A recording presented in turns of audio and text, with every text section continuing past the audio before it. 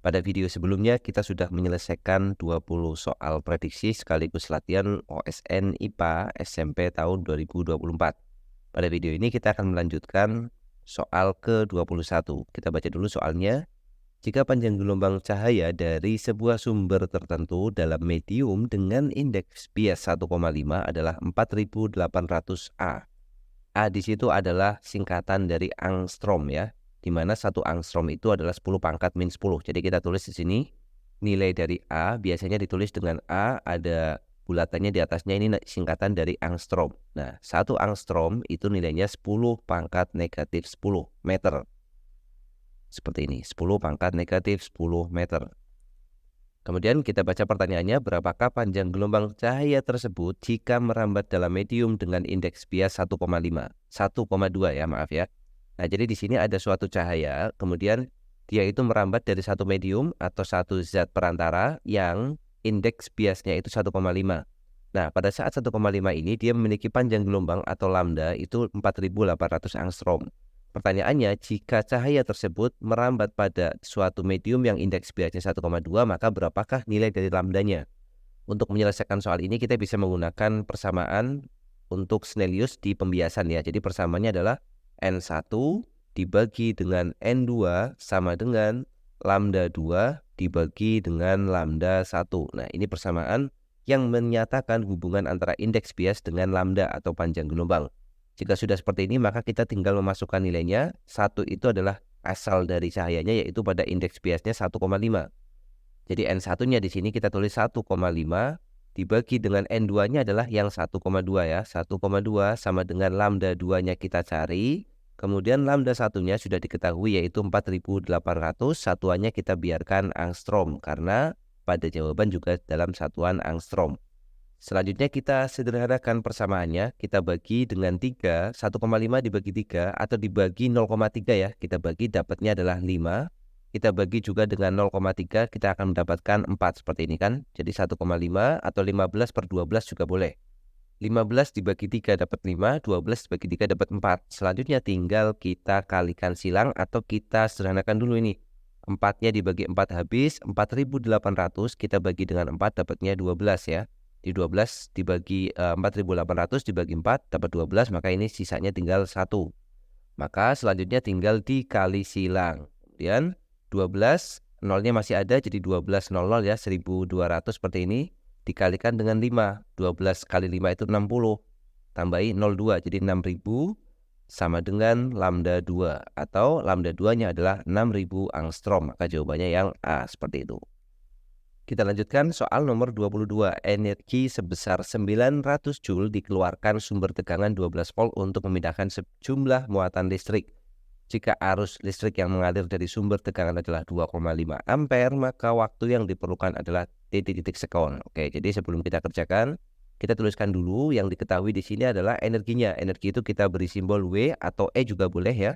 W itu sama dengan 900 Joule. Kemudian di situ ada sumber tegangan yang memiliki beda potensial atau tegangan itu V, nilainya 12 volt. Jadi kita tulis 12 volt seperti ini. Kemudian mengalir arus atau kita simbolkan I, arus listrik itu simbolnya I, nilainya adalah 2,5 ampere. Pertanyaannya, berapakah waktu yang dibutuhkan atau T? Nah, di sini kita harus bisa menghubungkan besaran-besaran yang diketahui, yaitu besaran energi, beda potensial atau tegangan, kemudian arus, lalu waktu. Bagaimana cara menghubungkannya? Kita mulai dari persamaan W atau energi listrik. Energi atau W bisa kita tuliskan persamaannya adalah W sama dengan Q dikalikan dengan V. Q itu adalah muatan.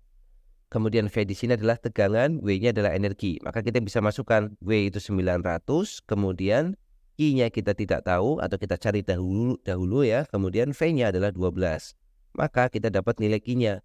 Q itu sama dengan tinggal dibagi ya, 900 dibagi dengan 12. Nah, kita dapat nilai Q-nya sama dengan 900 dibagi 12 itu 75 ya. Jadi kita dapatkan Q-nya sama dengan 75. Atau kita balik penulisannya, Q-nya kita tulis di ruas kiri, kemudian yang hasilnya 900/12 kita tulis di ruas kanan ya. 75 satuannya apa? Satuannya adalah Coulomb atau nanti kita singkat dengan C.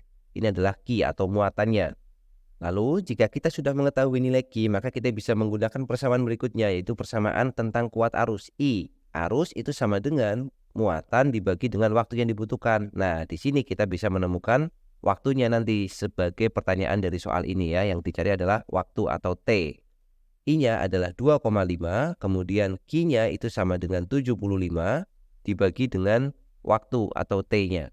Kemudian kita kalikan silang 2,5 kali T atau kita tulis 2,5 T ya, kalikan ke atas itu sama dengan 75.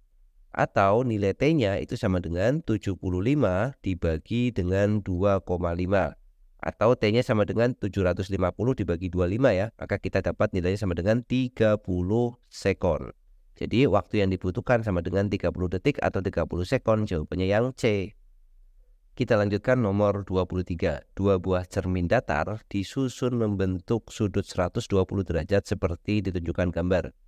Berkas cahaya datang membentuk sudut 65 derajat terhadap cermin pertama, kemudian besar sudut antara sinar datang dengan sinar pantul pada cermin kedua adalah titik-titik.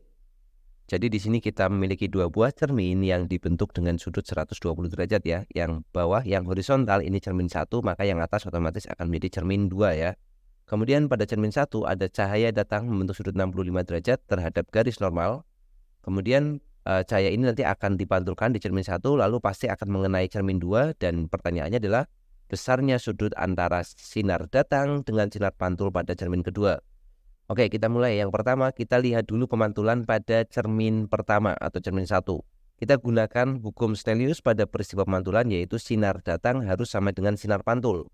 Sinar datang adalah sinar yang dibentuk antara sudut datang harus sama dengan sudut pantul ya, maaf ya. Sudut datang adalah sudut yang dibentuk antara sinar datang dengan garis normal. Jadi 65 derajat di sini. Maka cahaya ini harus memantul juga dengan sudut 65 derajat. Kita buat dulu garisnya seperti ini. Oke, kemudian sudut pantulnya juga di sini harus 65 derajat berdasarkan hukum Snellius ya. Maka arah pantulannya dia akan ke arah atas seperti ini. Ini adalah sinar pantul yang pertama. Kemudian pada cermin kedua juga kita harus kenai juga gaya normal di sini. Ada gaya normal yang nilainya selalu tegak lurus ya, 90 derajat dengan cerminnya.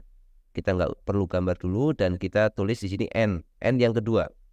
Nah, sekarang kita lihat. Kalau di sini 65 derajat, kemudian yang bawah di sini pasti 90 derajat dikurang 65 karena gaya normal itu harus 90 derajat. Berarti yang di bawah pasti nilainya 25 derajat karena 25 ditambah dengan 65 itu 90 derajat. Kemudian kita perhatikan segitiga yang ada di sini. Segitiga ini jumlah sudut-sudut dalam segitiga itu harus 180 derajat. Maka kalau di sini 120 derajat, di sini 25 derajat, maka jumlahnya sudah 145. Berarti sisanya adalah 35 ya. Jadi 145, kita cari dulu 180 derajat totalnya dikurang dengan 145. Dari mana dapatnya 145 ini? 120 ditambah 25 kan? Berarti 180 dikurang 145 itu jawabannya 35 derajat. Maka sudut yang atas di sini adalah 35 derajat pasti. Jumlahnya harus 180. Berarti sudut yang dibentuk antara garis normal dengan sinar datang pada cermin kedua atau sinar pantul dari cermin pertama itu nilainya 90 dikurang dengan 35. Maka kita dapatkan nilainya adalah 55 derajat. Nah, 55 derajat inilah yang merupakan sudut datang pada cermin kedua. Artinya dia juga harus dipantulkan ke sana dengan sudut berapa? Sudutnya harus sama, yaitu 55 derajat juga. Pertanyaan pada soal ini adalah sudut yang dibentuk antara sinar datang pada cermin kedua dengan sinar pantul. Jadi dari sini sampai ke sini nih. Ya, dari atas sampai ke bawah. Berapa sudutnya? Ya, berarti tinggal 55 derajat ditambah dengan 55 derajat. Dan jawabannya adalah 110 derajat yang opsi B. Seperti itu. Kita lanjutkan soal nomor 24. Planet Jovian merupakan planet yang materi komposisinya bukan berupa batuan maupun material padat melainkan gas. Berdasarkan pernyataan tersebut yang termasuk ke dalam planet Jovian adalah titik-titik. Jadi planet Jovian itu adalah planet-planet yang sifat atau struktur penyusunnya itu mirip dengan Jupiter yang terdiri atas gas. Nah, karakteristik planet-planet seperti itu batasnya dari Jupiter ya. Jadi kalau kita tuliskan planet itu kan kalau dimulai yang terdekat dari matahari itu kan Merkurius ya. Merkurius, kemudian Venus, kemudian Bumi, kemudian Mars, kemudian habis itu Jupiter. Nah, di sini adalah batasnya. Jadi, setelah Jupiter ke kanan, itu planet-planetnya sifatnya itu mirip dengan Jupiter. Sedangkan kalau dari Mars ke kiri itu planet-planetnya sifatnya mirip dengan Bumi. Jadi yang sebelah kiri di sini biasanya disebut sebagai planet terestrial. Jadi planet terestrial itu adalah planet-planet yang sifatnya itu mirip Bumi. Penyusunnya berupa batuan padat, material-material keras ya seperti itu. Sedangkan setelah Jupiter, planetnya kita sebut sebagai planet Jovian. Berarti apa saja? Jupiter, kemudian habis Jupiter adalah Saturnus, Uranus, kemudian Neptunus, dan itu adalah planet-planet Jovian ya. Maka kalau kita lihat materi atau planet-planet yang termasuk Jovian, berarti yang Mars jelas salah, Merkurius jelas salah, Merkurius ini salah, Merkurius salah ya. Yang betul adalah Saturnus dan Uranus, yaitu penyusunnya mirip Jupiter, posisinya adalah Jupiter ke lebih jauh dari matahari. Jadi Jupiter, Saturnus, Uranus, Neptunus, dan seterusnya. Jadi itu jawaban untuk nomor 24. Kita lanjut soal nomor 25, pernyataan tentang komet berikut yang benar adalah titik-titik. Oke, kita lihat yang pertama. Komet merupakan planet-planet kecil, jelas salah ya. Komet itu bukan planet, jadi A itu pasti salah. Kemudian gerakannya mengelilingi planet, salah. Komet itu bersama-sama dengan planet itu gerakannya mengelilingi matahari dan dia juga memiliki orbit. Jadi tidak memiliki orbit adalah jawaban yang salah. Gerakannya mengelilingi matahari benar dengan orbit yang sangat lonjong. Nah ini betul ya, jadi jawabannya adalah yang C. Jadi komet itu material debu dan gas yang memiliki orbit yang sangat lonjong dan dia itu juga berkeliling atau mengelilingi matahari atau dia memiliki revolusi terhadap matahari. Oke, jadi seperti itu pembahasan pada video kali ini. Kita sudah menyelesaikan 25 soal latihan OSN IPA untuk jenjang SMP, khususnya adalah bagian yang berkaitan dengan bidang fisika. Oke, terima kasih teman-teman yang sudah menyaksikan videonya sampai selesai. Semoga bermanfaat. Kita jumpa lagi di video selanjutnya.